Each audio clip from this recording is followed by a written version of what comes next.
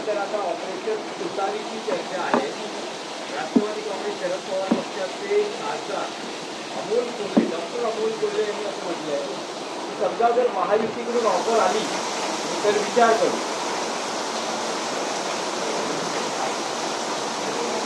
असं आहे की ऑपरेशन टायगर, ऑपरेशन तुतारी, एक दिवस ऑपरेशन कमळ सुद्धा होईल आपापसातच. काल तामिळनाडूमध्ये TVK पक्षाचे आमदार फोडण्याचा प्रयत्न झाला. 35 वोटिंग, 35. पश्चिम बंगालमध्ये तृणमूल काँग्रेसच्या आमदारांनी खासदारांवरती हल्ले सुरू आहेत. या देशाचं राजकारण इतक्या खालच्या पातळीवर नेऊन ठेवलं आहे भारतीय जनता पक्षानं की भविष्यामध्ये हे सांगावं लागेल की या देशात केव्हा तरी लोकशाही होती. आता आपण जे काय म्हणतो ऑपरेशन तुतारी, आता ह्याच्यावरती मी काय बोलू. डॉक्टर अमोल कोल्हे यांनी जर असं विधान केलं असेल तर ते दुर्दैव आहे. मी त्यांना ओळखतो.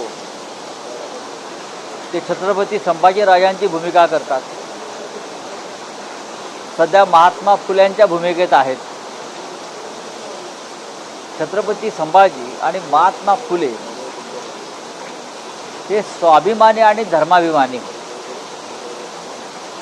आणि त्यांच्या भूमिकेत शिरणारी व्यक्ती ही धर्मद्रोह आणि विचारद्रोह करणार नाही याची माझ्यासारख्या त्यांच्या चाहत्याला खात्री वाटते. महायुतीचा जर त्यांनी भूमिका मांडली असेल तर महायुतीमध्ये कोण आहे?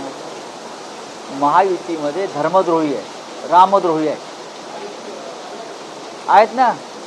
राम मंदिराच्या दानपेट्या लुटणाऱ्यांच्या पक्षात कोणी जाणार आहे का?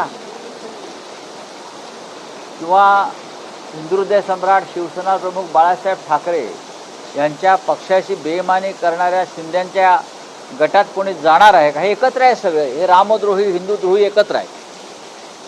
त्यांच्यामध्ये जाण्याचा विचार जे करत असतील किंवा जे गेले आहेत त्यांनासुद्धा इतिहास धर्मद्रोही, हिंदुद्रोही आणि रामद्रोही म्हणून त्यांची गणना केली जाईल.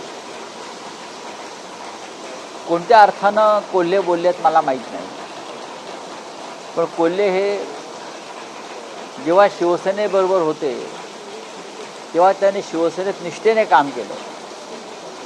मग माननीय शरद पवार साहेबांबरोबर गेले तेव्हा त्यांच्याबरोबर ते काम करत आहेत. आणि कोल्हे ह्यांना निवडून आणण्यामागे त्या भागातल्या हजारो शिवसैनिकांची मेहनत आहे. हे जिल्हाप्रमुख आहेत पुण्यातले आमचे, बरं का, रामदासआबा धनवडे. त्यांना विचारा की कोल्ह्यांना निवडून आणण्यामध्ये मूळचा तो मतदारसंघ शिवसेनेचा आहे. फक्त अमोल कोल्हे आहेत, संभाजी महाराज आहेत आमचे पडद्यावरचे, म्हणून आम्ही सगळ्यांनी त्यांना मनापासून त्यांचं काम केलं. त्याच्यामुळे अमोल कोल्हे यांनी जरी काही वक्तव्य केलं असलं तरी ते मूळ पक्षातच राहतील याच्याविषयी माझ्या मनात शंका नाही. आणि मुळात ती जागा महायुतीची नाही, ती मूळ जागा शिवसेनेची आहे, उद्धव बाळासाहेब ठाकरे. आणि ती जागा जिंकण्याची क्षमता फक्त आमच्यामध्येच आहे का? बरोबर ना? हां, आमचा साधा शिवसैनिक सुद्धा ती जागा जिंकू शकेल असा तो मतदारसंघ आहे. आणखी एक विषय होता. राज ठाकरेंनीही काल ठाण्यात पक्षांतर केलेल्या खासदारांवर अत्यंत कठोर शब्दात टीका केली. अत्यंत कठोर, योग्य शब्दात केली. त्यांचं म्हणणं असं आहे की प्रश्न हा विकत घेणाऱ्यांचा नाहीये तर विकले जाणाऱ्यांचा आहे. नक्कीच. आणि देह विक्री जर होणार असेल तर गिराईक तर असणारच. असणारच ना. राजकारणाचा जो गोलपिठा केलेला आहे, कोणी केला राजकारणाचा गोलपिठा? महाराष्ट्राच्या राजकारणाला प्रतिष्ठा होती. महाराष्ट्राच्या राजकारणाला एक विचार प्रवाह होता. विविध विचारांचे लोक होते, पण महाराष्ट्रासाठी ते एका प्रवाहात सामील होत होते. मग यशवंतराव चव्हाण असतील, यशवंतराव मोहिते असतील, बाळासाहेब देसाई असतील, वसंतराव नाईक असतील, वसंतदादा पाटील असतील आणि दुसऱ्या बाजूला एन डी पाटील असतील, हिंदुहृदय सम्राट बाळासाहेब ठाकरे असतील, मधु दंडवते असतील, मधु लिमया असतील, जॉर्ज फर्नांडिस असतील, सगळ्या विचारांचे लोक एकत्र यायचे आणि राज्य आणि देशाचा विचार करायचे. आज तसं आहे का? आज फक्त जी वखवख सुटलेली आहे सत्ताधाऱ्यांना पक्ष फोडण्याची, ऑपरेशन करण्याची, एक दिवस यांचं ऑपरेशन कधी होईल त्यांनाच कळणार नाही.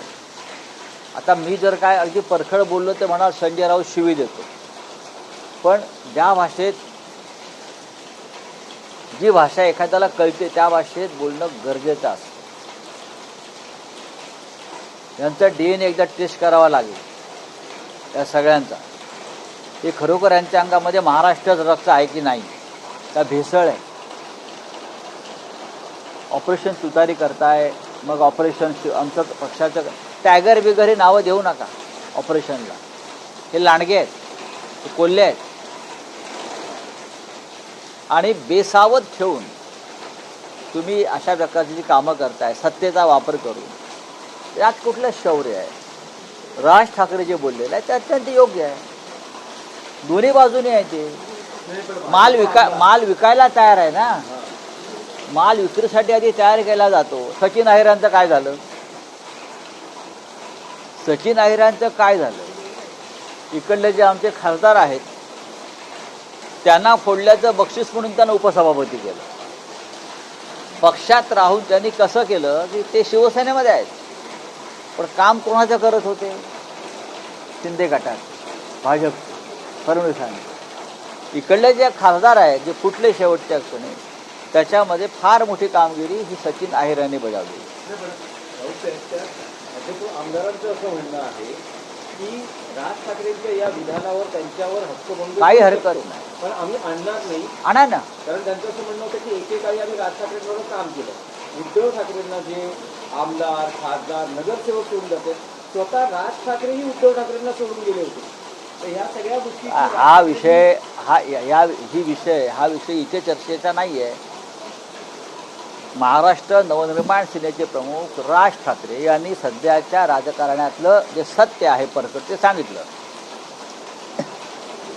हा देहविक्रय करण्याचाच प्रकार आहे.